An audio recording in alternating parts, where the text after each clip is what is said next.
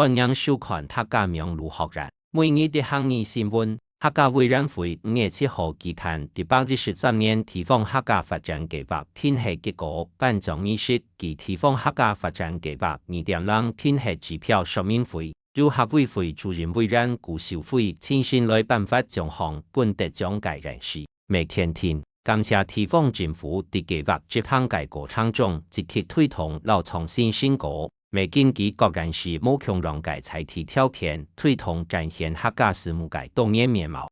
客委會第812年開始推動地方客家發展計劃，下後經過總整各地方政府嘅意見，就地方任務屬性，提出實踐、公共、衛教、民政、論統、文化和經濟七大分類，重新制定計劃編寫指標。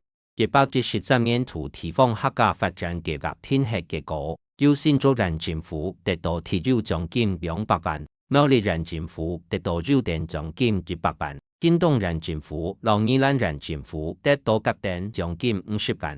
客委會表示，地方嘅力量少唔得，中央會持續提供資源和制度基礎，讓地方強下打造多元強壯嘅客家環境。